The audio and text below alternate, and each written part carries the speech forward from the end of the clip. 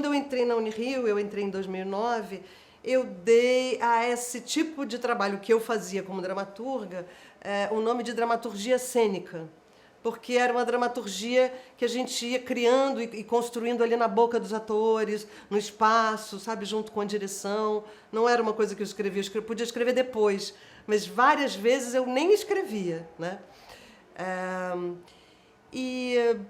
E aí, depois que eu entrei na Unirio, vários grupos daqui, de fora, que se formavam, começaram a me chamar para fazer esse trabalho. O último deles, ou um deles, assim, mais recentes, na verdade não era um grupo, era um aluno da licenciatura que estava se formando e queria fazer o TCC dele, dirigindo, criando um espetáculo. E eu auxiliei, na verdade eu não fiz a dramaturgia, eu dei um suporte para ele. E ele reuniu atores negros para tratar sei lá, com as minhas palavras, né, do impacto deles ao entrar na Unirio e perceber aqui uma universidade branca.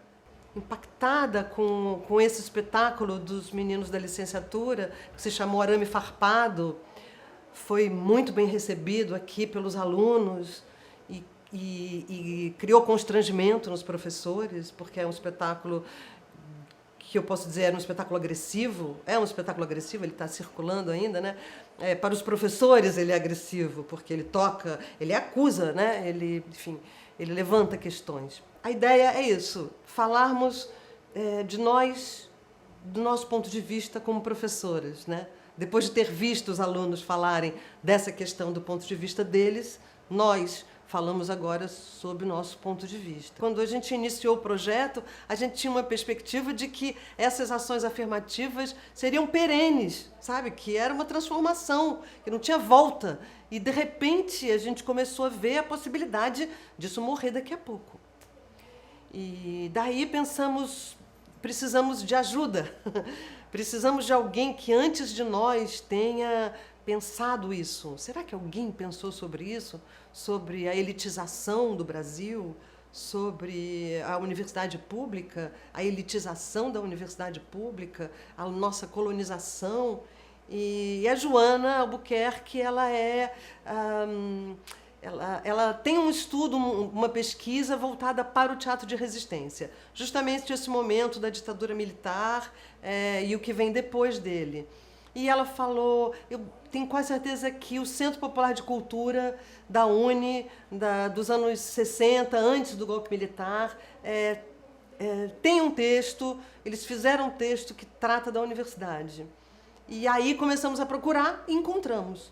Ele se chama O Alto dos 99%, e ele tem esse título porque ele foi escrito em 1962, e nessa época eles constataram só 1% da população brasileira conseguia ingressar na universidade. E chama O Alto dos 99% porque fala desses 99% que ficam alijados, né, do ensino superior. E a questão é por quê? Vamos lá. Lá que ele mandou o celular. Quase, está bem para você aqui? Não. Então vamos.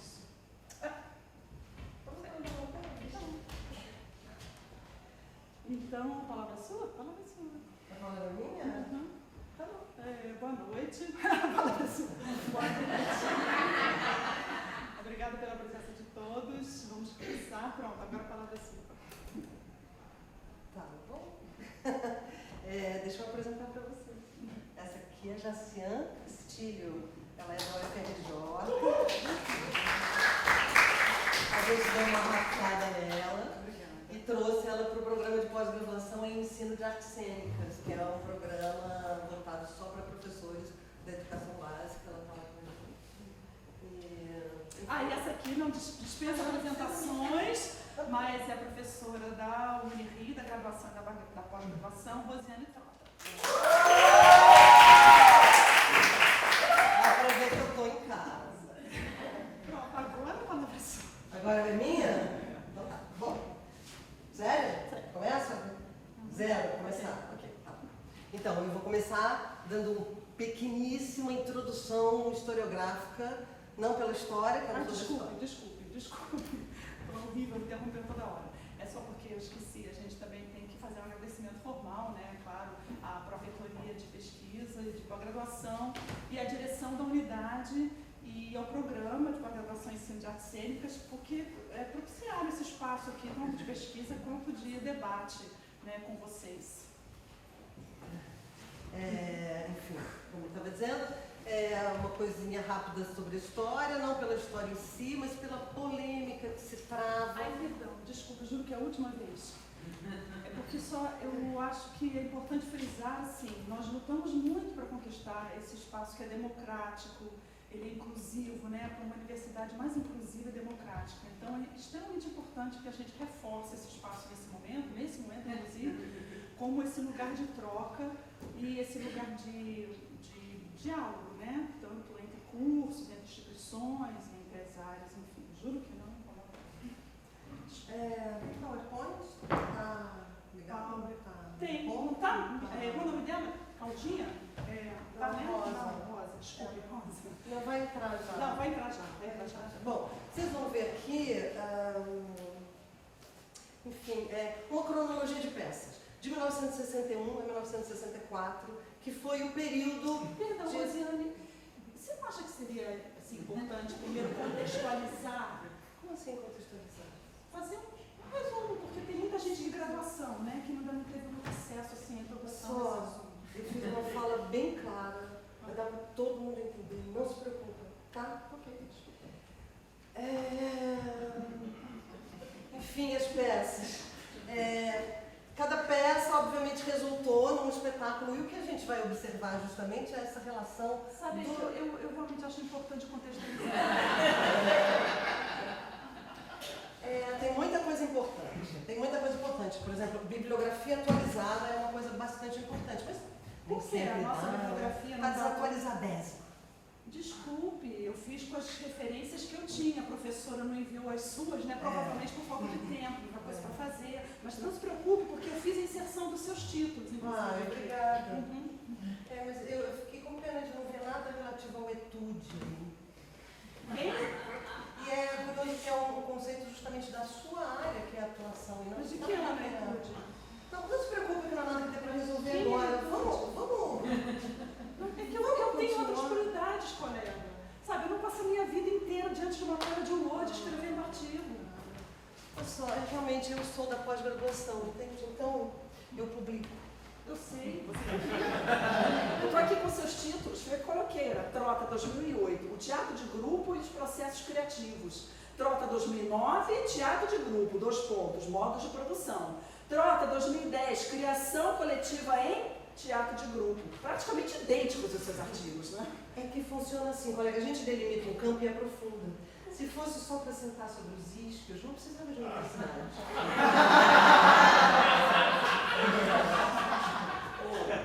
Eu acho que você não entende que a prática, ela está alicerçada no contemporâneo. O contemporâneo dos anos 70?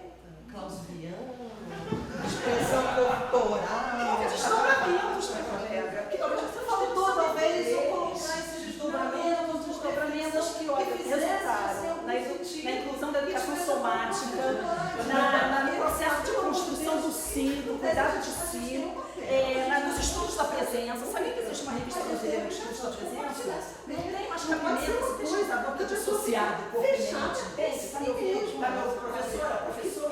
Professora, dá licença, você está me ouvindo? Você não está me ouvindo. Você não está me ouvindo. Como sempre, isso é só um monólogo. Você só está falando, porque sai verbo de você, de todos os lugares, de todos os poros, de todas as direções da sua pele, só sai verborragia. Acho que teve um engano na concepção da Eu me pergunto realmente se você entra em relação com alguém. Você entra em relação com alguém? Alguém que não seja assim os seus livros, os seus escritos, os seus amantes? Porque eu acho que você só tem amor pelo que você escreve, pelo que você lê. Então por que você não fica com os seus amores e não vai com eles para casa? Pronto, assim você fica satisfeita. Colega, você está sendo rude. Não, é que eu estou falando de prática material. Eu estou falando assim de pisar essas tábuas sagradas do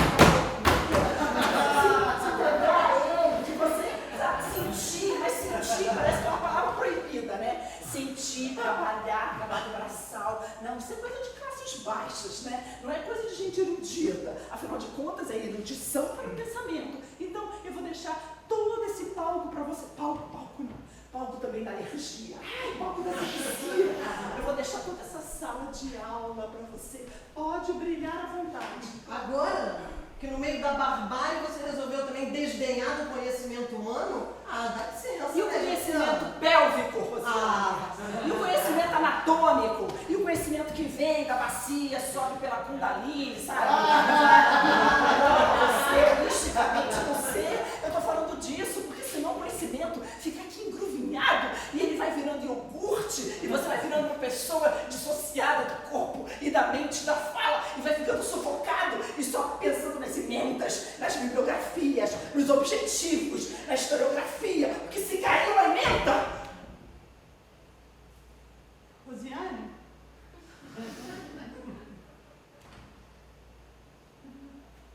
O que houve? Ela saiu?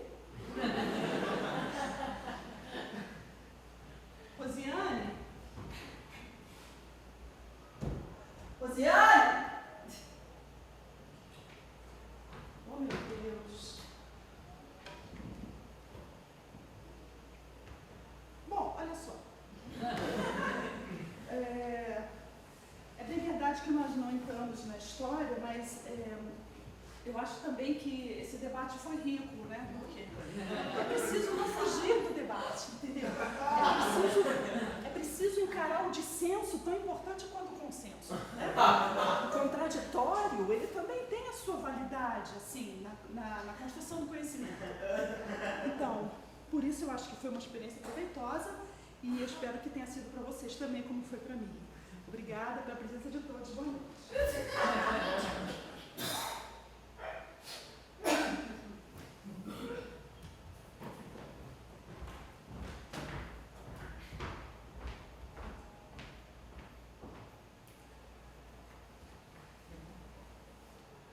Viemos falar do alto. Do alto, não do alto. Do alto dos 99%. Uma peça teatral do CPC, da UNI. Só, acho que eles nunca ouviram falar do CPC da UNI. Nunca ouviu falar, gente, do CPC? Centro Popular de Cultura. CPC. Que nasceu na universidade, na União Nacional dos Estudantes, UNI. em 1961. E foi extinto em 1964 com um golpe militar, que alguns chamam de revolução, outros chamam de movimento, agora vai ser comemorado, mas foi golpe. Bom, o CPC desenvolvia uma arte popular revolucionária, visando a conscientização das massas, e faziam uma arte engajada e coletiva. E tão coletiva que algumas peças chegavam a ser escritas por 4 ou 5 autores. O alto dos 99% foi escrita por 6 autores. Era um grupo de estudantes, artistas e intelectuais de esquerda que defendiam o engajamento do artista. E nessa peça, especificamente, eles tratam da história da exclusão dentro da universidade brasileira. É sério? Alguma similaridade. Então vamos começar? Vai. No começo, era tudo verde e azul, convidando os homens ao humano. E água, muita água. Aí chegaram os portugueses e começou a história do Brasil. Um Brasil seco, Mirrado. de costela de fora, pires na mão. Do outro Brasil ficou só o silêncio. Isso é da peça, É tá? textual. Os portugueses botam os índios para trabalhar, dizendo que o Deus deles é a verdade. Mas a verdade mesmo é trocar pau-brasil por saquinho de farinha. Começou assim, com Pero Vaz de Caminha. Fremosa é a terra, é o rei. Oi, muito rica, posto que em se plantando tudo dá. E os nativos? Os nativos são os mais bobos que eu já vi, é o rei. Olha, eu lhe garanto, é mole, mas é mole. E como vão vossas hemorroidas, Alteza? Olha, que se estas caravelas não se perderem novamente, em setembro estaremos aí para os bacanais. Guardai-nos cortesãs, Alteza. Guardai-nos as melhores, porque levaremos novo alento aos vossos cofres. Depois trouxeram os africanos acorrentados.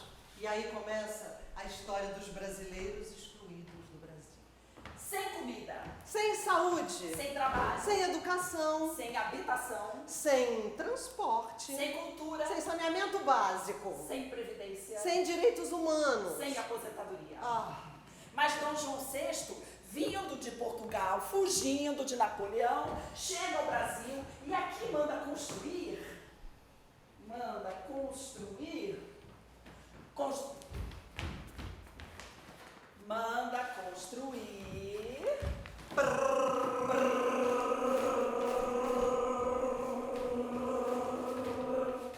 a primeira universidade brasileira!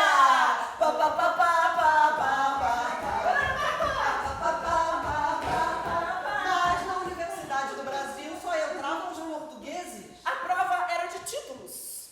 Quem irá apresentar o seu título? Ora, pois,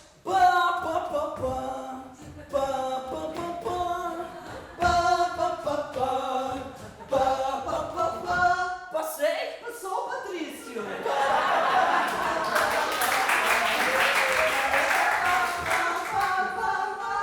Depois veio a independência. E no Brasil independente, os brasileiros acharam que iam entrar na universidade. Mas na Universidade do Brasil independente só entravam os nobres. A prova era de títulos. Barão de Caçapava! Que prazer! Então, veio para o pokerzinho? Mas não, vim tomar mais aulas. Ah, que interessante. Por favor, junte-se ao Marquês e ao Visconde, porque o Conde e o Comendador já estão na sala. Um estacionamento para sua liteira. Haverá coffee break, quick massage e uma rede com mucamas, tudo pago com dinheiro do povo. Ai, que maravilha! Boa aula!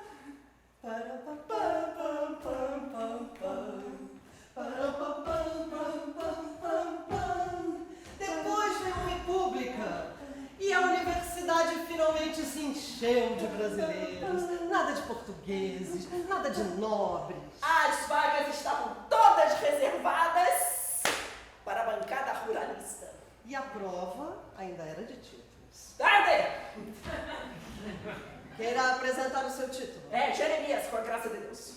Eu quis dizer o seu título. Eu sou filho do meu pai, com a graça de Deus. O título do seu pai seria... Dono da fazenda, do riacho, da mãe descabelada e do monte da senhora marideira. Quantos alqueires tem isso? 30 mil alqueires. Opa! Passou, meu filho. Gratido! Para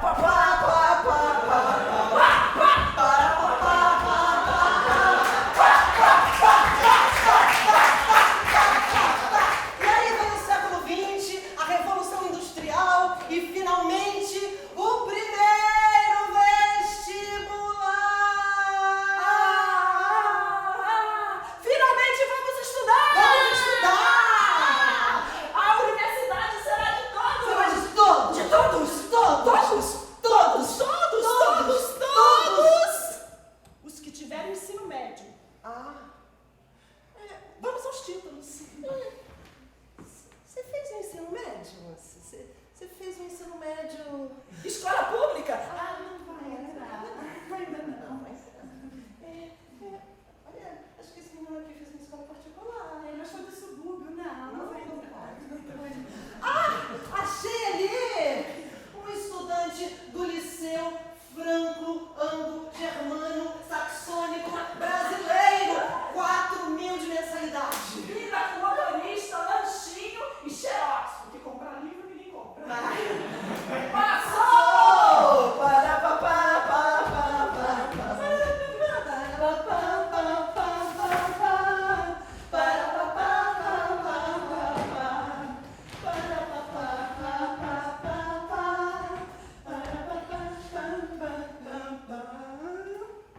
Em 1962, quando essa peça foi escrita, 57% dos brasileiros eram analfabetos. 29% conseguiam entrar no ensino médio. E 1%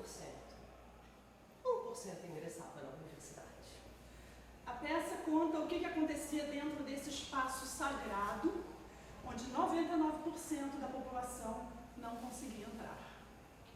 Vamos continuar? Bora. Olha a aula! Olha a aula! Olha a aula! Olha a aula! Aula de história.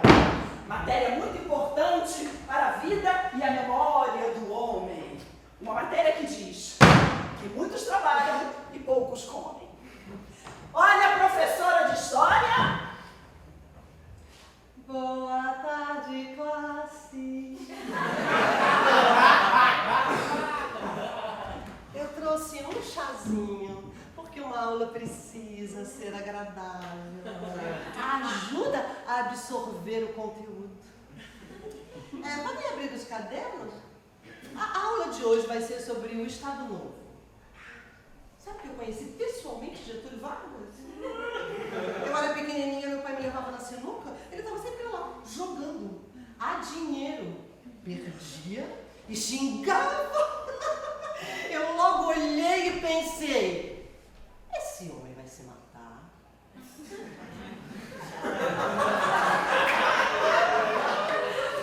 Bem, na próxima aula, vocês tragam um bolinho, um chazinho, pra gente se divertir mais, não é? Até logo, turma. Professor. Olha a aula! Olha a aula! Olha a aula! Aula de direito! Punir o incorreto e premiar o correto. Mas como se são os incorretos que fazem as leis? Psh! Vamos ao professor de direito! Professor de direito! Professor de... Não, o quê? O quê? Não tô entendendo. O quê? Tá com dor de cabeça? Divide. Duas palavras.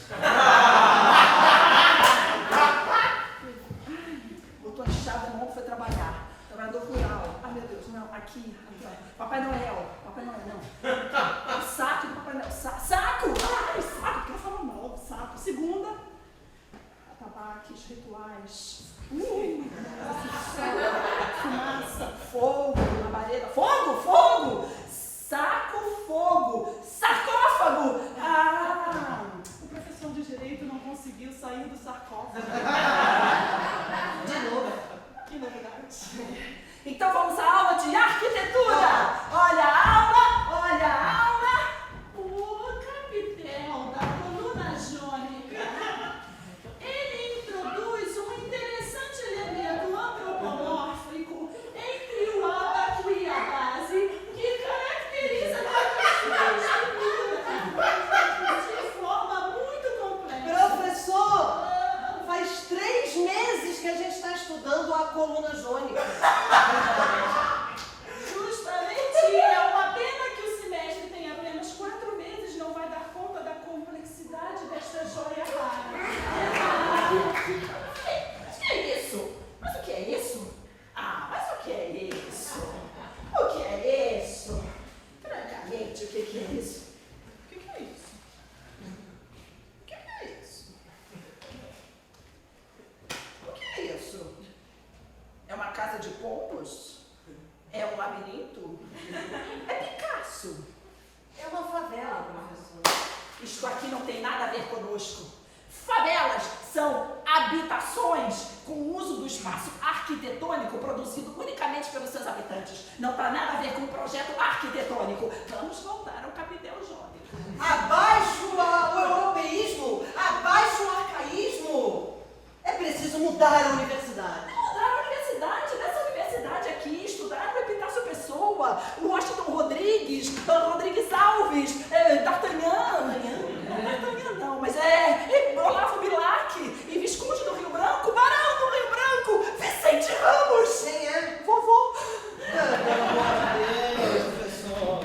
A universidade é pra mim, não é pro senhor, entende? Tem que respeitar a minha vida. É claro que eu respeito a sua vida. Olha aqui os meus cabelos brancos. Eles foram ganhos aqui por você, pensando em você, trabalhando por você. Não por mim, não. Pelo senhor mesmo. Para ter prestígio, para não precisar lutar pela vida. É preciso abrir a universidade. A universidade não é Parque Xangai, não é Maracanã, para abrir para todo mundo.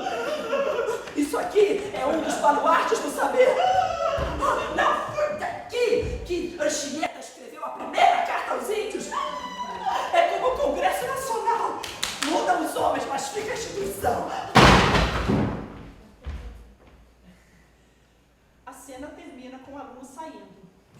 última cena da peça é o colegiado dos professores. O colegiado está reunido para debater qual é o termo mais adequado para eles chamarem a si próprios. Se é decano ou deão, que na verdade são sinônimos e significam a mesma coisa, é o membro mais antigo do clero. Bom, estão em cena o velhinho 1, o velhinho 2, O velhinho 3, que está dormindo no sofá. o velhinho 4, que é surdo, então não participa.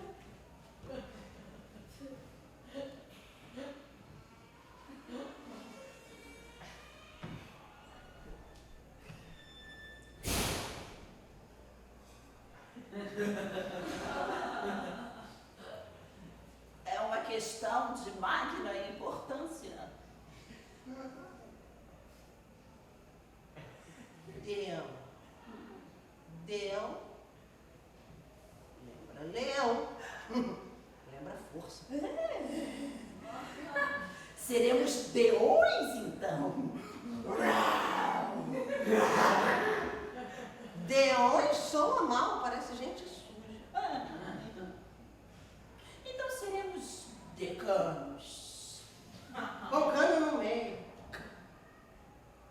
Então eu não vejo outra alternativa.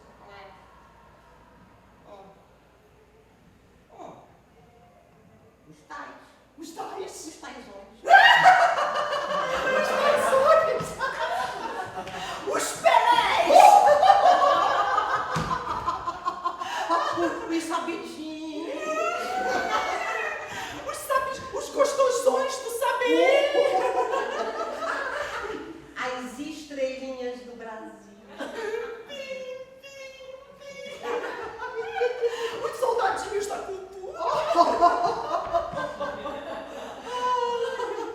Quando você se aposenta? Ainda falta muito, e você? Tá na boca já, meu Eu sou se você corria, hein? Acho que eu vou tirar uma licença prêmio pra que eu me acostume. Ah, uma boa ideia. Sabe, quando eu sair daqui, a única coisa que eu vou sentir falta é de dar bom dia pra sensorista.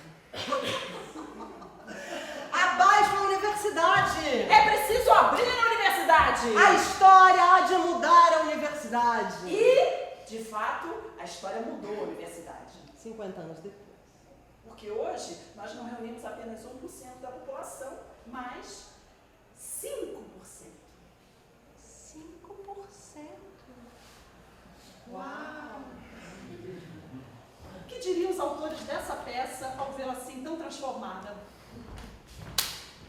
Bom, e aqui nesse momento a gente agradece a colaboração dos autores do CPC, Armando Costa, Antônio Carlos da Fontoura, Cécio Thierry, Marco Aurélio Garcia e Oduvaldo Viana Filho, que contribuíram para a nossa reflexão. Acabou? Sim. Posso começar? Com licença. Então, como eu disse no primeiro dia de aula, esse curso foi estruturado tendo por base uma pesquisa de muitos anos. Eu não sei se vocês sabem, mas eu tenho um mestrado e uma especialização em métrica do poema dodecafônico. Eu fiz um doutorado de sanduíche na Université de Sorbonne e a minha tese, ela versa sobre a relação entre a obra de James Joyce e a métrica do poema céltico quatracentista. Eu tenho 3 pós-docs. E eu reuni toda essa obra num conjunto intelectual profundo, inédito, que eu gostaria muito de compartilhar com vocês. No entanto, para minha surpresa, eu soube que vocês redigiram uma carta ao diretor da escola sugerindo, ou melhor, reivindicando, que a ementa fosse mudada em prol de uma abordagem mais atual do ensino superior e da situação brasileira.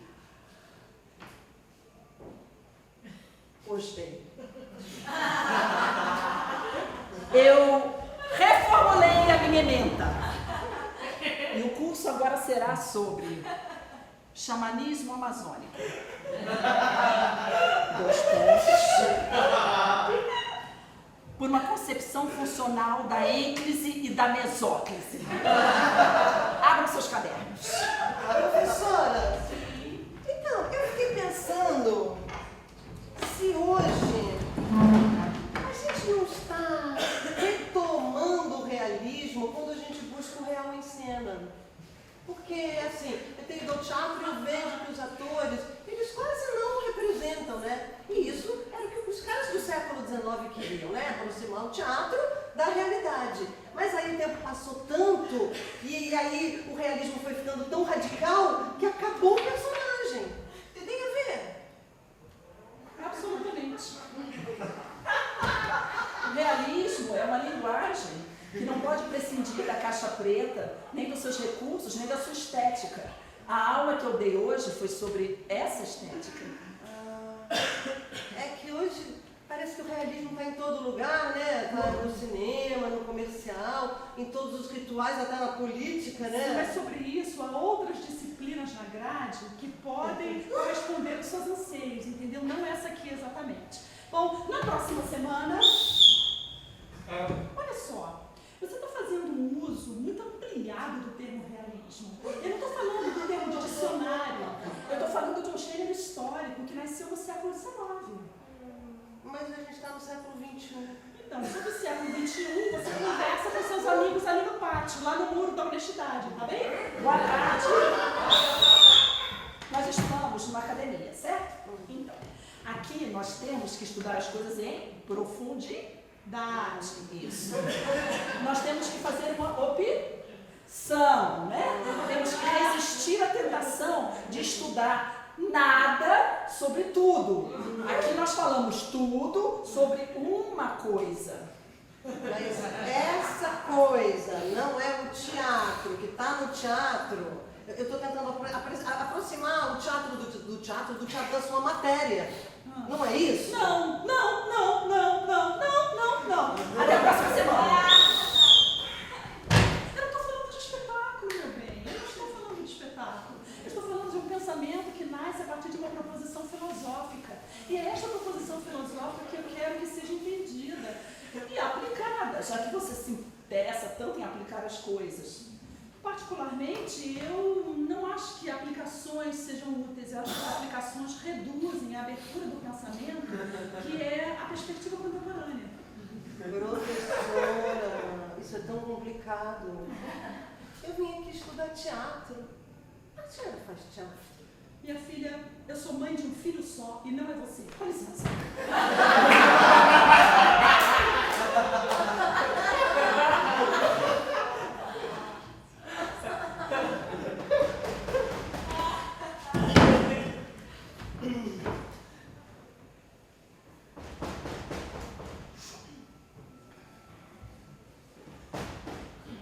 Professora, dá licença, posso entrar?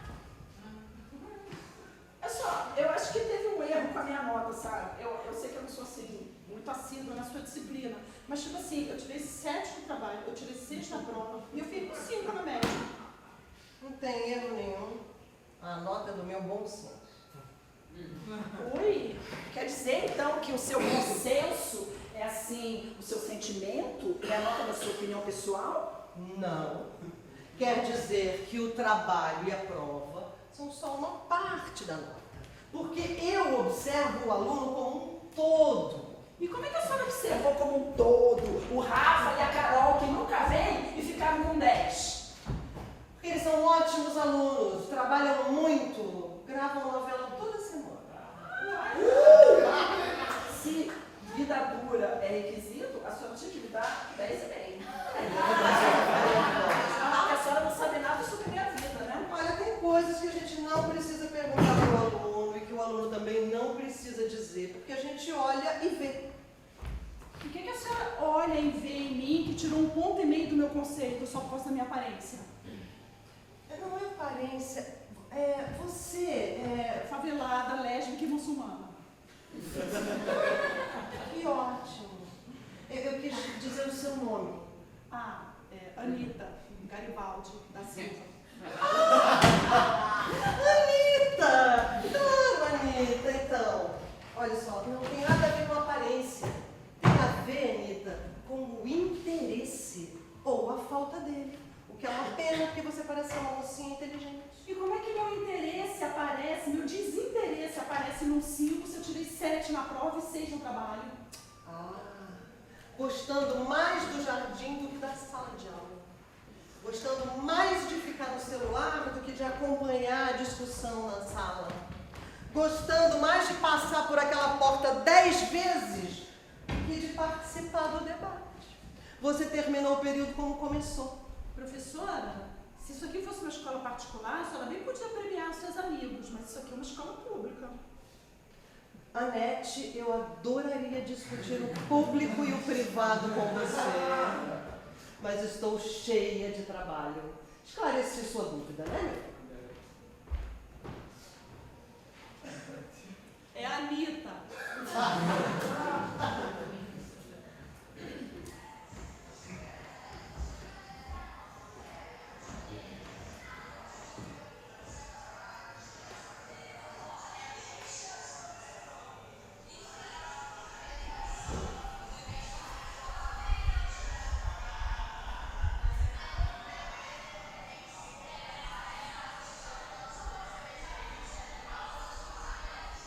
Caminhando pela noite de nossa cidade, acendendo a esperança e apagando a escuridão. Vamos caminhando pelas ruas de nossa cidade, viver derramando a juventude pelos corações. Tenha fé em nosso povo que ele resiste.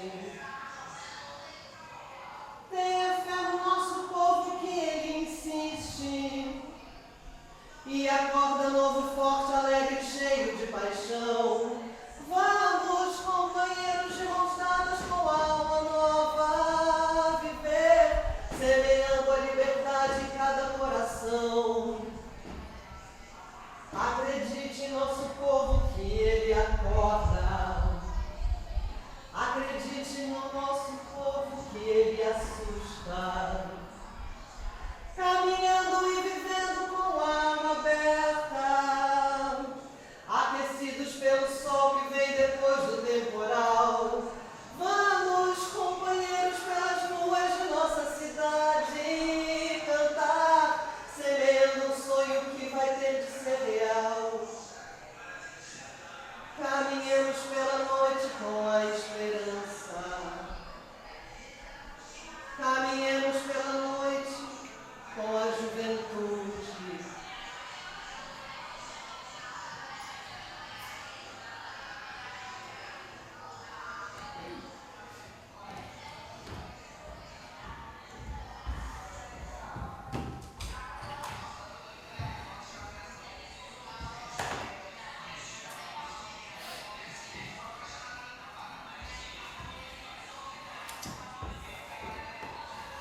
A questão que vamos abordar hoje, meus amigos, é uma questão de importância transcendental.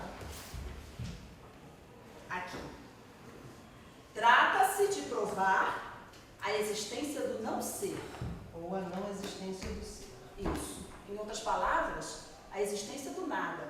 Existência esta que se dá em termos absolutos. Excluindo por completo aquilo que certos filósofos chamam de real. Em outras palavras, é uma questão de se tomar o real como algo que não existe e que dizer que só o irreal é verdadeiro. Em outros termos, o que eles chamam de real, nós dizemos real. E o que eles chamam de real, nós dizemos irreal. Ou o ser deles é o nosso nada e o nosso ser é o nada deles. Fácil. Fácil será estabelecer a dificuldade de definir o ser. Começaríamos dizendo que o ser é aquele que é. E aí? E aí temos um flagrante ferimento à lógica formal.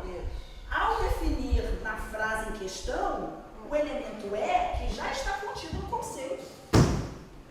Perguntaremos: quem aqui viu o ser? Ou quem aqui viu o ser? Ninguém viu o ser. Ninguém viu o ser. Então significa que eles não existem. Eles não existem, eles são não alunos. Isso aqui é uma não aula. Uma não aula e nós somos os não professores. Beleza, vamos tomar um não café? Bora. O cheiro tá bom, hein?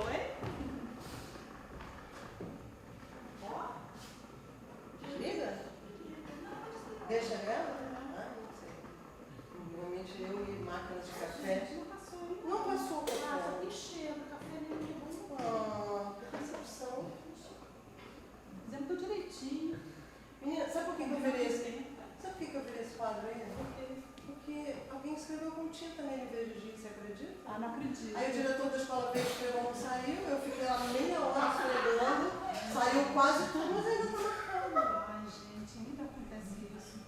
Não, sabe o que é isso? Eu fico curiosa com isso, porque acho que isso é a questão de tomar o público como algo que não é de ninguém. Já que é de todos, não é de ninguém. Aí você depreda. Enfim, você atrapalha o patrimônio.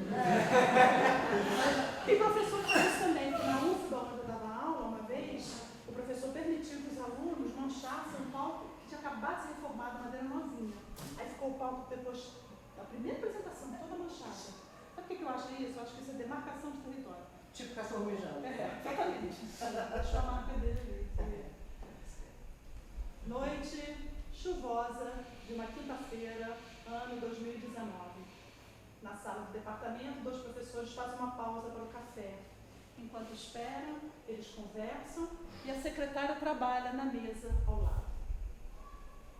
O professor conta do aluno que levantou a mão para dizer que Lehmann é ultrapassado.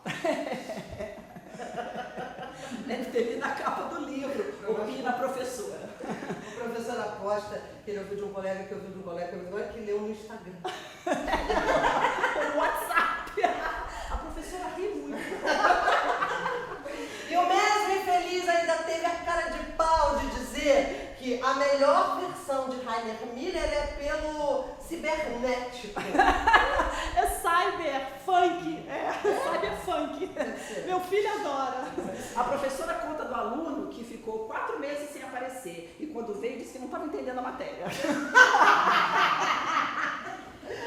Tempos sombrios. E o professor tenta entender a origem dessa angústia que se abate sobre ele. Um pouco esse teatro acovardado que anda pelos palcos, né? A intolerância sem limites. Bom, e essa patrulha de bermuda e chinelo que vem nos afrontar aqui dentro, né? Com o maior orgulho da própria ignorância. A professora pigarreia e enfia os olhos no celular. Essa gente, cara, vai acabar com a universidade. Não vão ser os caras da direita. Não vai ser por corte de orçamento. Vai ser uma implosão de dentro para fora. O fim do conhecimento, o fim da liberdade. Não se pode dizer mais nada. Eu olho para uma menina e digo que bonita é assédio. Eu digo, neguinho adora uma festa, é racismo. Eu não consigo mais trabalhar. De repente, a secretária sai da sala. A professora dá um salto e repreende o colega. Você estava falando sem parar com a moça ali do lado, ouvindo tudo, sabia? Ela é negra. Jura? Nunca notei. Ai, meu Deus, você não tem noção. Como é que você fica falando assim? Você nem estava ouvindo, eu estava dando o sinal mais velho do mundo, era a tosse falsa. Nossa. Você estava falando coisas ilícitas, coisas que não se dizem em voz alta, são coisas polêmicas. A professora tem as veias saltadas, a pele vermelha e a boca seca. Olha, eu não aguento mais as pessoas me dizendo que eu disse alguma coisa que eu não podia ter dito, francamente. Vendo que não consegue convencer o colega, a professora começa a ligar para todas as secretarias. As pessoas não vêm mais pra cá para aprender, não. Elas vêm exercer a sua identidade. Oi, tudo bem? Elas vêm policiar Aí, o tá aí. vizinho. Então nós temos tudo várias bem, tá polícias bem. aqui. Nós temos a polícia das mulheres, Alô? a polícia dos Oi, você viu a negros, Rita? a polícia das trans, Eu tô a polícia precisando dos dela, gays, obrigada. a polícia dos mancos, a polícia dos veganos, Alô? dos gordos, Oi. dos Ah, desdentados. dá uma passadinha Ai, meu aí. Deus, se eu pudesse, Dá uma eu tirava uma passadinha licença aqui, longa. obrigada. Uma licença bem longa. Ela não está em nenhuma das secretarias. A professora começa a listar uma série de procedimentos de denúncia, julgamento e punição em todos os setores que são obrigados a acatar a denúncia. E a lista termina com a procuradoria. A professora está tremendo. O telefone da sala toca.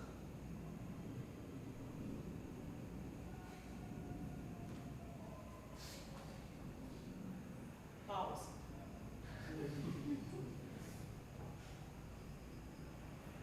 Eu não tenho culpa.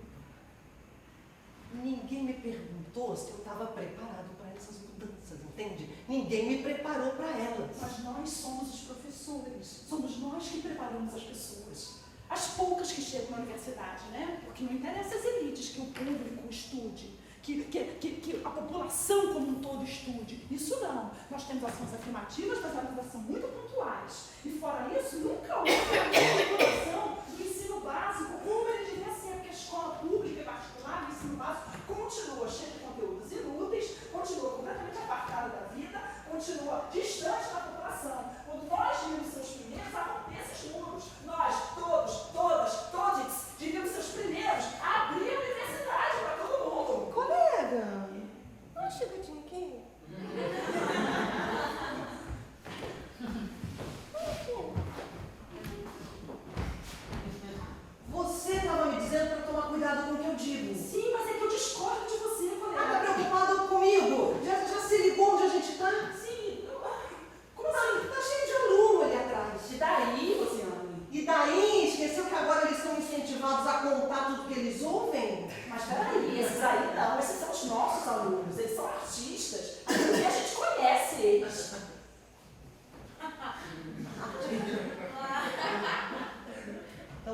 apaixonados com esse sorrisinho podem muito bem estar gravando tudo que a gente diz para nos incriminar.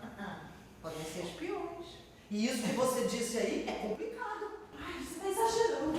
Ah, exagerando? Vem cá, que eu vou te contar todos os procedimentos de denúncia, julgamento e punição previstos pelo regimento interno e todos os setores que são obrigados a acatar uma denúncia. A lista vai terminar com a procuradoria. Então a gente precisa de uma advogada. Com certeza. Ah, eu vou arrumar as cadeiras em círculo. Pra quê? Pra parecer que a gente é democrático.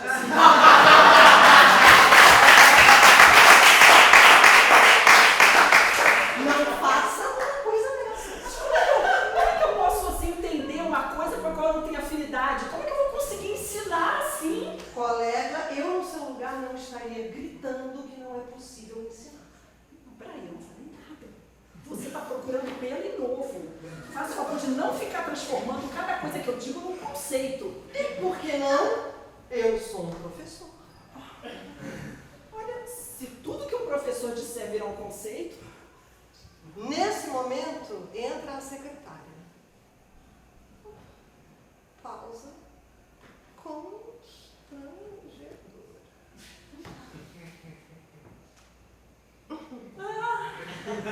A gente achou que você tinha ido embora. Onde é que você estava? No bandejão.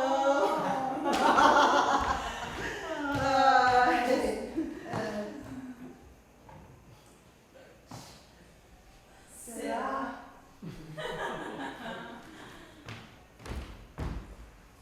Professora, eu não li o texto. É porque eu passei ontem à tarde na coordenação, que eu não consigo me matricular na sua matéria, porque a sua disciplina não aparece no meu portal. Professora, eu não vim ontem porque cortaram minha bolsa, eu não tinha dinheiro para passagem. Também eu fui fazer um teste em Jacarepaguá. Eu vinha depois, mas é que no caminho teve um acidente. Professora, eu não venho na próxima aula porque vai ter um evento em Salvador e eu vou com o meu grupo lá pra gente apresentar, porque eu tenho um grupo que faz uma pesquisa, sabe? Professora, eu vou ter que sair mais cedo da aula, porque vai ter prova depois. Aí o meu grupo não conseguiu se reunir antes, sabe? Eu falei pra eles. Professora, eu não vim na sua aula hoje porque eu pego 3 ônibus para chegar na universidade. E aí hoje tinha um acidente no meio do caminho. Professora, eu não imprimi o trabalho porque acabou a luz lá em casa. Também acabou o toner da impressora. Acabou tudo. Aí eu fui na casa da minha avó, mas lá também não tinha. Gente desinteressada. Gente descompromissada. Tem gente aqui que faz 2 faculdades. Tem gente que aceita qualquer bico para entrar no mercado. Pensam que enganam Cronos. Vocês não entendem nada sobre Cronos. Leem mal, escrevem péssimo. E querem melhorar? Não. Querem chupeta, querem colinho. Se você conseguir se formar, sua família fica feliz. O MEC fica feliz. Eu fico feliz. Eu sei que há muitas coisas interessantes num campus de universidade, mas não confundam o ativismo político com o rendimento acadêmico. Cumpram o seu papel. Eu não tenho culpa do problema social. Vocês têm que se virar. Peguem seus ônibus, andem suas quadras, acordem com barulho de tiros, estudem com a música funk do vizinho. E quando chegar em sala de aula, tirem os sapatos, desliguem os celulares, abram os cabelos e não deitem no chão.